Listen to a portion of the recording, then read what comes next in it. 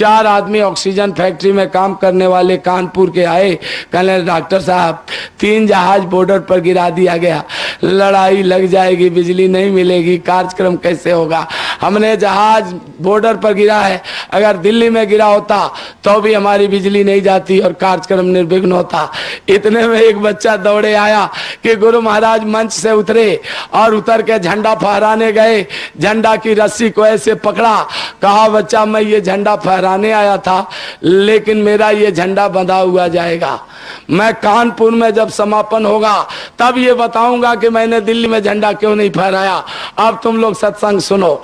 बाबा जी 4 दिन रहे, 1 मिनट बिजली नहीं गई। चारों दिन सत्संग नामदान हुआ और बाबा जी वहां से आए मथुरा, मथुरा से आगरा, फिरोजाबाद, एटा, मैनपुरी, इटावा, सब कार्यक्रम करते हुए जब बाबा जी कानपुर में गए, लाखों आदमियों के सामने 1 घंटे का सत्संग सुनाया। सत्संग सुनाने के बाद कहा बच्चा मेरा ये झंडा दिल्ली से बंधा हुआ आया, मैं इस दिल्ली में झंडा फहराने इसको गया था, लेकिन मैं अगर फहरा देता तो लड़ाई वहीं लग जाती और मुझे अपना कार्यक्रम बीच में ही रोकना पड़ता, इसलिए मैंने वहां झंडा फहराया नहीं। अब मैंने इसका राज बता दिया, तुम लोग 4 बजे भोर में चिड़िया की तरह यहां से उड़ जाना। अब लड़ाई लगने जा रही है, पहले पूरब का पाकिस्तान खत्म होगा, बहुत दिन तक लड़ाई नहीं होगी, फिर लड़ाई होगी। चाइना द्वारा दिया हुआ कीटाणु बम पाकिस्तान भारत की तरफ मुंह करके खोल देगा, बैक्टीरिया हवा में फैल जाएंगे और पशु पक्षी जिनके खाल उतार के बाजार में टंगा होगा, सीधा बैक्टीरिया का उस पर असर होगा और जो लोग खरीद के खाएंगे एक तरफ से बेमौत मरने लगेंगे। 1 रुपए की दवा 100 रुपए में बिकेगी, फिर भी लोगों की बीमारी ठीक नहीं होगी। जब चारों तरफ लाशें पड़ जाएंगी, भारत हारने के कगार पर आ जाएगा और कहीं से किसी को रास्ता नजर नहीं आएगा उससे बचने का।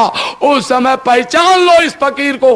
बाबा ने अपना चद्दर उतार दिया, मुकुट उतार दी, धोती उतार दिया, केवल लंगोटी में खड़ा होकर कहा पहचान लो इस फकीर को, ये पूरब से पश्चिम की तरफ इतनी जोर की आंधी चलाएगा जिसमें पशु हाथी जैसे जानवर उड़ जाएंगे, मकान की छतें उड़ जाएंगी, जंगल के पेड़ उड़ेंगे और सारे बैक्टीरिया पाकिस्तान और चाइना में डाल दिया जाएगा। पाकिस्तान के नामो निशान मिट जाएंगे, चीन में मुट्ठी भर लोग बचेंगे जिनको भारत के लोग बचाएंगे जो शाकाहारी होंगे।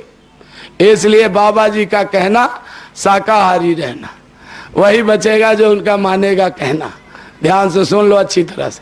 बाबा जी ने पहले कह दिया कि आगे भारी तकलीफ आ रही है और उसका मुकाबला भौतिक साधन से नहीं होगा, उसका मुकाबला भजन से होगा।